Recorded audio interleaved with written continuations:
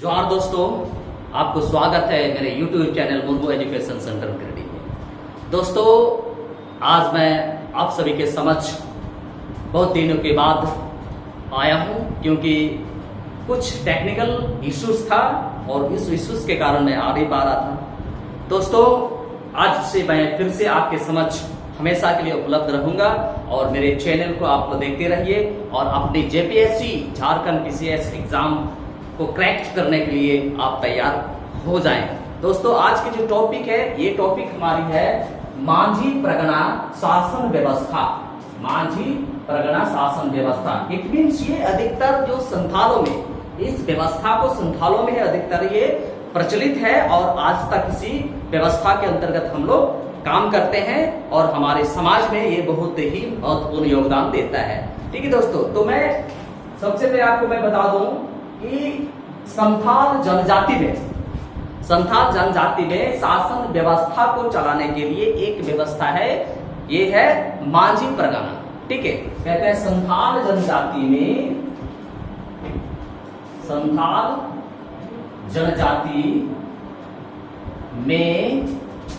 शासन व्यवस्था को चलाने के लिए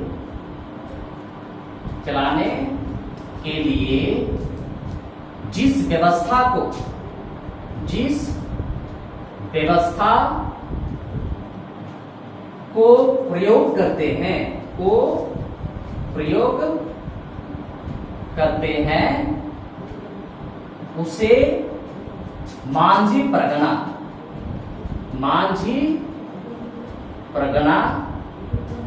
के नाम से जाना जाता है। ठीक है दोस्तों, तो इसको आपको समझना होगा कि संथाल जनजाति में शासन व्यवस्था जो चलती है, उस शासन व्यवस्था को हम लोग क्या कहते हैं? मांझी परगना शासन व्यवस्था कहते हैं, क्योंकि इस व्यवस्था के अंतर्गत ही संथाल समाज में जितना भी प्रकार के सामाजिक कृतियां होती है, सामाजिक समस्याएं होती है, उस समस्या को वो इस व्यवस्था के अंतर्गत ही समाधान करते हैं। ठीक है, नेक्स्ट कहता है, नेक्स्ट पॉइंट मैं आपको बता दूं कि संथाल समाज के शासन व्यवस्था जो होती है वो अन्य समाज के शासन व्यवस्था की तरह ही संथाल समाज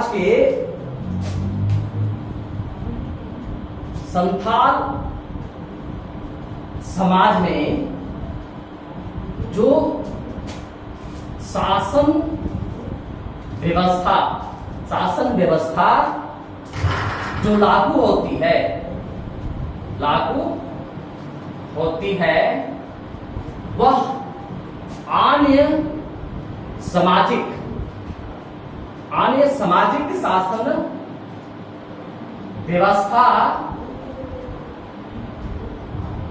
शासन व्यवस्था के तरह ही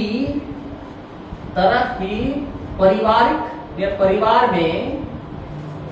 में बचपन से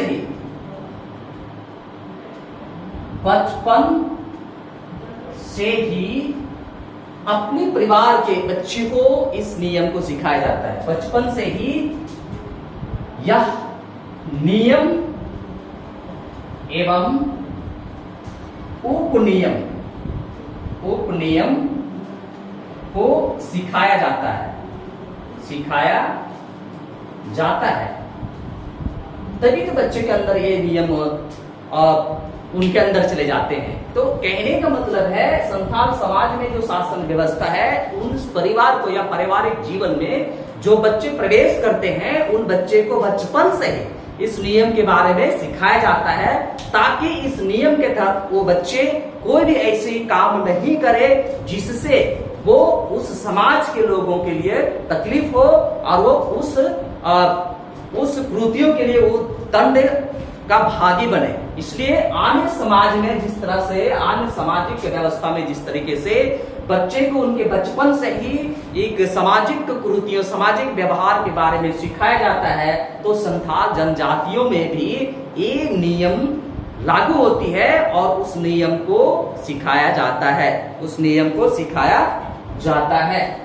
ठीक है दोस्तों, नेक्स्ट कहता है इस संथाल समाज में जो नियम है, संथाल समाज में जो नियम है, उस नियम को संथाल समाज में जो नियम बनाया जाता है तथा अगर कोई व्यक्ति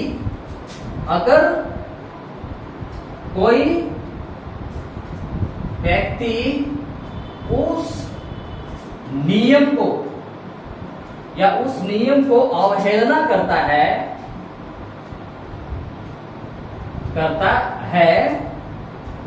तो उसे पंचायत के थ्रू से, उसे पंचायत के द्वारा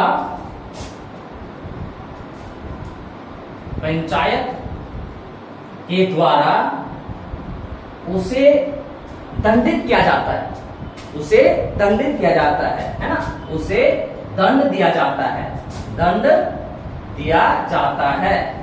ठीक है, दंड दिया जाता है। उस दंड में हो सकता है शारीरिक दंड भी हो और उस समय में उस दंड में हो सकता है आर्थिक दंड। ये दो प्रकार के दंड उसमें है। पहला हो सकता है उनको शारीरिक दंड दिया जाए, शारीरिक दंड, और दूसरा हो सकता है आर्थिक दंड भी उसे दिया जा सकता है, आर्थिक दंड भी उसे दिया जा सकता है। तो संथाल समाज में जो माझी परगना व्यवस्था, शासन व्यवस्था के अंतर्गत जो नियम लागू की जाती है, उस नियम के विरोध अगर कोई भी व्यक्ति कार्य करते हैं तो उस व्यक्ति को पंचायत व्यवस्था नियम के अनुसार उसे दंड दिया जाएगा। और उस दंड में दो प्रकार के प्रावधान है। पहला आपका शारीरिक दंड भी हो सकता है और दूसरा आपको आर्थिक दंड भी दिया जा सकता है, आर्थिक दंड भी दिया जा सकता है। ठीक है दोस्तों, नेक्स्ट पॉइंट आपको मैं बता दूं कि जब संथाल ने इस शासन व्यवस्था को, कहते हैं संथाल ने इस शासन व्यवस्था को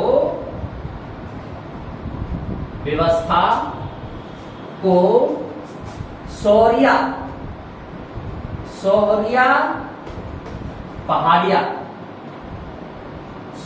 पहाड़िया से ग्रहण किया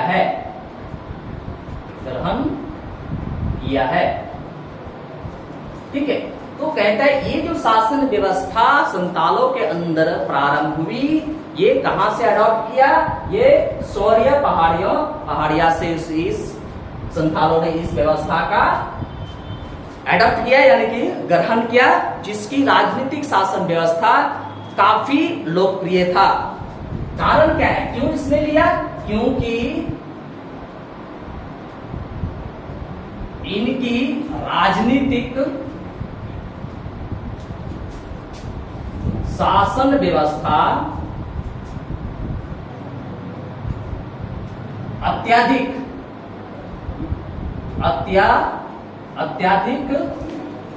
लोकतांत्रिक था।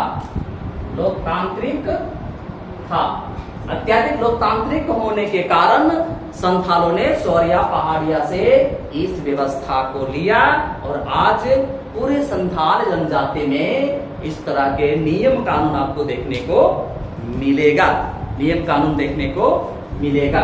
ठीक है दोस्तों, नेक्स्ट आपको मैं बता दूं कि संथाल के अंदर क्या क्या पद होती है और उस पद का क्या क्या कार्य होता है।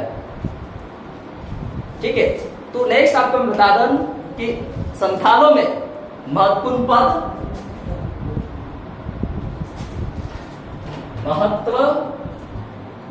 संथालों में किस किस पद या कौन कौन सी पद पाया जाता है, उस पद का क्या क्या कार्य होता है। ठीक है, तो एक तरफ मैं आपको पद लिखूं और उसकी विशेषता, दूसरी तरफ आपका होगा उसकी विशेषता, यानी कि संबंधित तथ्य। ठीक है, संबंधित था। ये चीज आपको जानना पड़ेगा कि कौन कौन से पद होगा और उस पद का क्या क्या काम होता है। ठीक है, पहला पद में आपका अगर लेते हैं मांझी, मांझी, ठीक है, तो इसका क्या काम होता है, किस तरह के कार्य वो करते हैं। ठीक है, कहता है कि संथालों में शासन व्यवस्था कि इस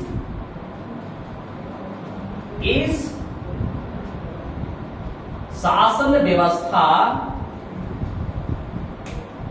के अनुसार,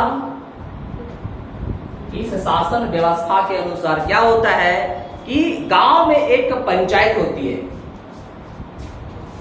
गांव में एक पंचायत होती है और मांझी उस पंचायत का प्रधान माना जाता है। मांझी उस पंचायत का क्या होगा, प्रधान माना जाएगा। या तो उस पंचायत का जो प्रधान होता है, ठीक है, या तो उस पंचायत का, उस गांव के पंचायत का जो प्रधान होगा, प्रधान होता है, उसे ही मांझी कहा जाएगा, उसे ही मांझी कहा जाता है, मांझी कहा जाता है। इसको मांझी हराम के नाम से भी जाना जाता है। अगर संथाली भाषा के तौर पर लिया जाए तो उस पंचायत के, उस गांव के पंचायत में जो प्रधान होगा, उस प्रधान को संथाली भाषा में क्या कहेंगे, उसको कहेंगे मांझी हराम, मांझी हराम के रूप में उसका नाम दिया जाता है। ठीक है दोस्तों, पहला स्टेप है कि मांझी हराम का पहला पॉइंट है। ठीक है, तो पहला पॉइंट है मांझी हराम का पहला पॉइंट में इस शासन व्यवस्था के अनुसार गांव में एक पंचायत होती है और उस पंचायत में एक प्रधान होता है। उस प्रधान को ही मांझी के नाम से जाना जाता है या तो मांझी हराम के नाम से जाना जाता है। पहले कार्य, ठीक है, मांझी हराम का या मांझी का पहले कार्य क्या होता है कि शासन व्यवस्था चलाएंगे, वो प्रधान होता है। ठीक है, कहता है कि दूसरा पॉइंट में कहता है उस पंचायत, उस गांव के पंचायत, उस गांव के पंचायत, ठीक है, उस गांव के पंचायत को सुचारू रूप से, ठीक है, उस गांव के शासन व्यवस्था को, उस गांव के पंचायत के शासन व्यवस्था को, शासन व्यवस्था को सुचारू रूप से चलाने का वो क्या होता है, उत्तरदायी होता है। कुछ भी प्रॉब्लम क्रिएट होगा उस गांव में तो उसी को सॉल्व करना होता है, चलाने का उत्तरदायी माना जाता है, उत्तरदायी माना जाएगा, क्योंकि उसी के अंदर उस गांव के पंचायत होंगे और उस पंचायत के प्रधान होगा और प्रधान के अंतर्गत ही, उस मांझी या मांझी हराम के अंतर्गत ही वहां का फैसला की जाएगी। क्योंकि उनके अंदर न्यायिक व्यवस्था भी का अधिकार दिया गया है और उनको प्रशासनिक व्यवस्था भी दिया गया है। क्योंकि इसी मांझी हराम या मांझी को न्यायिक अधिकार एवं प्रशासनिक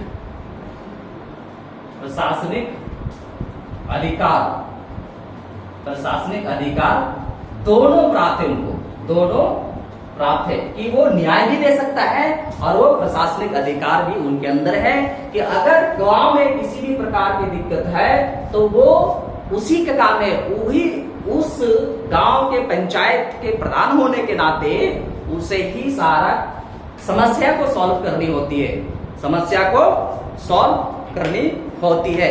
ठीक है, ये आपका दूसरा पॉइंट था मांझी का। तीसरा पॉइंट आपको बता दूं कि जब उस गांव में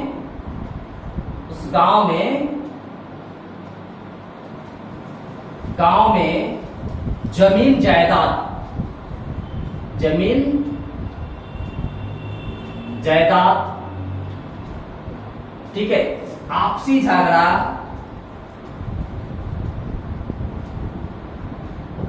जमीन जायदाद, आपसी झगड़ा, ठीक है, और तलाक, यदि तलाक आदि का समस्या हो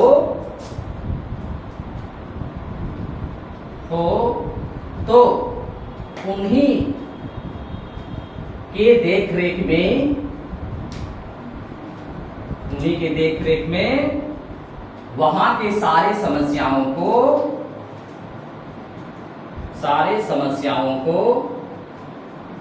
समाधान किया जाएगा, समाधान किया जाएगा। ये इनके उत्तरदायी है, इनकी ये अंडर ही काम होती है कि जब भी गांव में किसी भी प्रकार के जमीन जायदाद का लफड़े हो, ठीक है, तलाक का लफड़े हो, चाहे वो आपसी झगड़े हो, उन सारे प्रॉब्लम्स का जो सॉल्यूशन ढूंढ निकालेगा वो किनका काम है?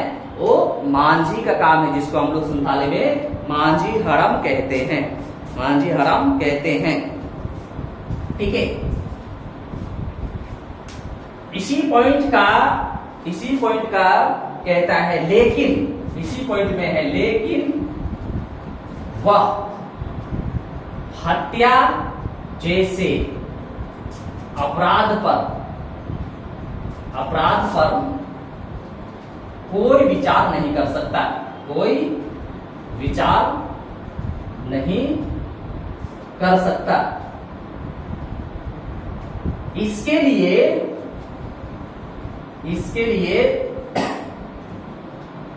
प्रशासन या सरकार का होना अनिवार्य है, प्रशासन एवं सरकार का हस्तक्षेप होना जरूरी है, हस्तक्षेप होना जरूरी है, ठीक है। मान लीजिए बड़ा सा हादसा हो गया, किसी का मृत्यु हो गया, किसी का हत्या हो गया, किसी का मर्डर हो गया, तो ये फिर पंचायती शासन व्यवस्था के अंतर्गत ये सॉल्यूशन नहीं होगा। इसके लिए आपको जिला कलेक्टर यानी कि थाना या तो प्रशासन या तो सरकार उसमें हस्तक्षेप करेंगे और वो सरकार के हस्तक्षेप के माध्यम से ही इस समस्या का समाधान किया जाएगा। इसमें किसी भी प्रकार के ये कोई भी काम नहीं कर सकता, ठीक है दोस्तों। नेक्स्ट आपको मैं बता दूं पॉइंट नंबर 4। पॉइंट नंबर 4 में कहता है कि मांझी को लगान वसूलने, पॉइंट नंबर 4 में है मांझी को लगान वसूलने, विवाह संबंधी बातें करने या तो विवाह संबंध स्थापित करना,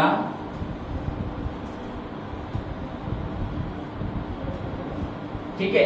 तो कहता है मांझी को लगान वसूलने का भी पावर है, मांझी को विवाह संबंध स्थापित करने का भी अधिकार होती है, और ये वो अपने अंदर ये काम कर सकते हैं क्योंकि उनको मांझी परगना व्यवस्था के अंतर्गत इनको अपना अधिकार प्राप्त होती है, ठीक है दोस्तों। तो फर्स्ट स्टेप में हमने आपको 4 स्टेप बताया मांझी का क्या क्या कार्य होता है, मांझी का क्या क्या कार्य होता है, ठीक है दोस्तों। नेक्स्ट जो आपको नंबर 2 में बताएंगे, ये जो आप देख रहे हैं आपको जेपीएससी, जेएसएससी के अंतर्गत जितना भी झारखंड जीएस आएंगे वो झारखंड जीएस में आपका ये जो चैप्टर बहुत ही महत्वपूर्ण सिद्ध होगा और आप इसमें बहुत ही अच्छे से तैयारी करके एग्जाम को क्रैक कर सकते हैं।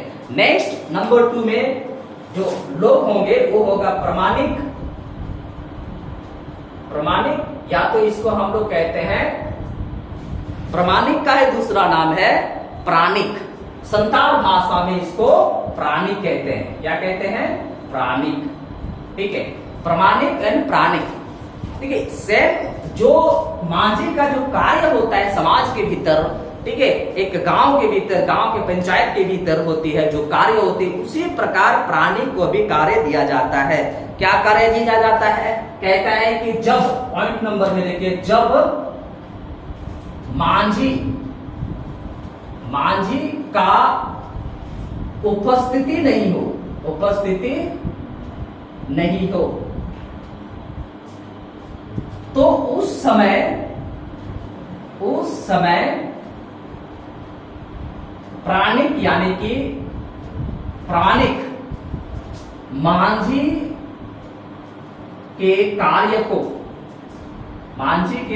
को संचालित करेगा।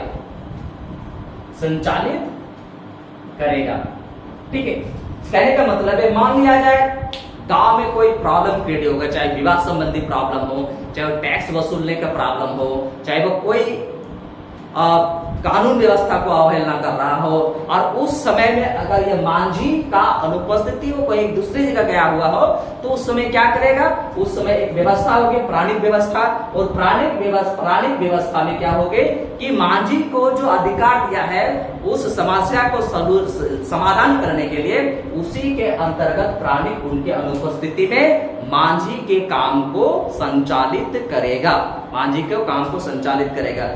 मान लिया जाए किसी कारण से कोई काम रुकी हुई, मेन इंसान नहीं है, तो रुकी हुई तो उसको दूसरा इंसान दे के प्रभारी दे के जाता है ना। सेम कंडीशन यहाँ पे प्रभारी दे के जाता है, किसको, प्राणिक को।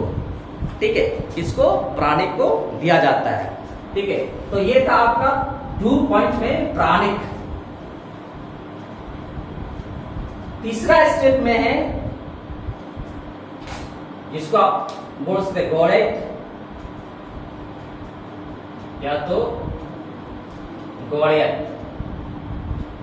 किसको कहते हैं, गौड़ैत या गौड़ैत जिसको कहते हैं। इसका काम क्या है, ये कहता है ये मांझी का ना, या मांझी का एक सचिव के रूप में कार्य करता है।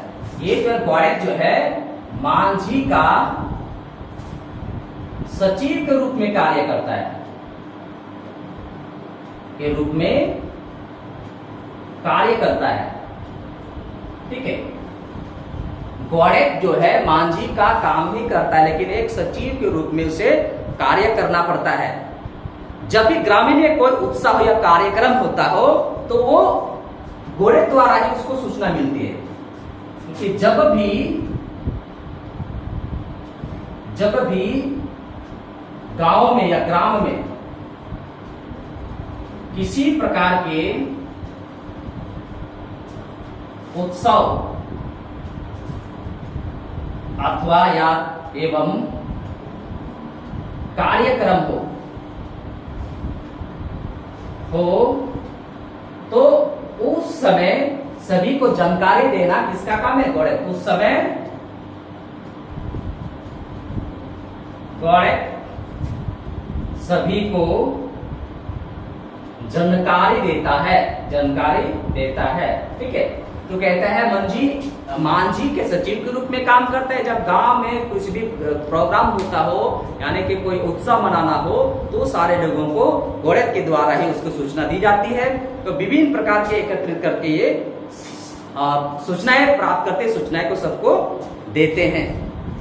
ठीक है, तो ये था आपका गौड़ैत का काम। नेक्स्ट कार्य जो होगा वो है आपका जोगमांझी। ठीक है, नंबर 4 में है जोगमांझी।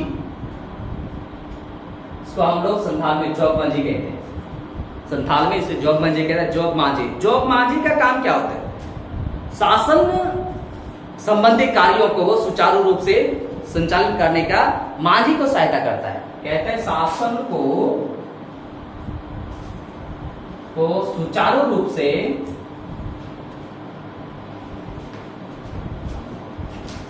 से चलाने के लिए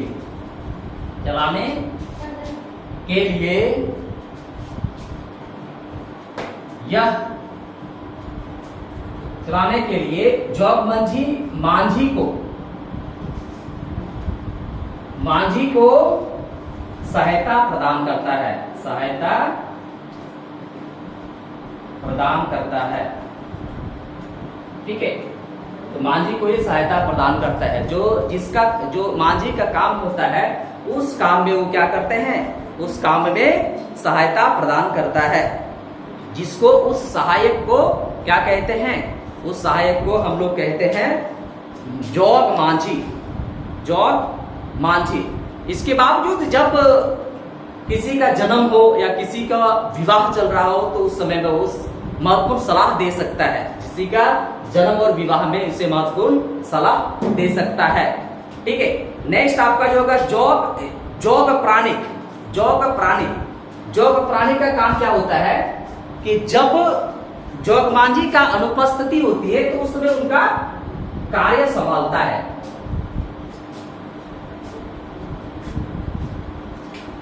फाइट में है जोग प्राणिक।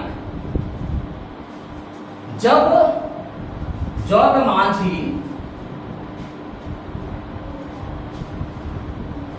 समय पर नहीं रहने पर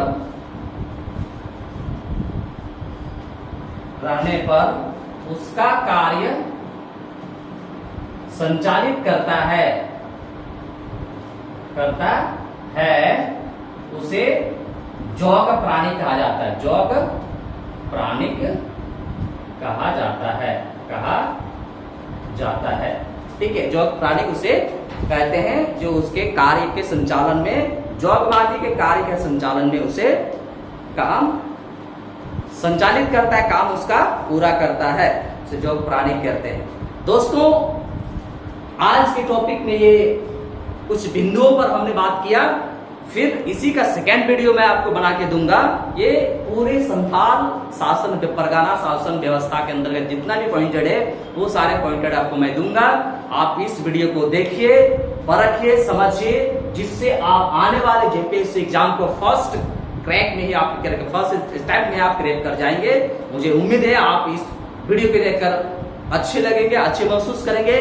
धन्यवाद। जोहार, जय झारखंड।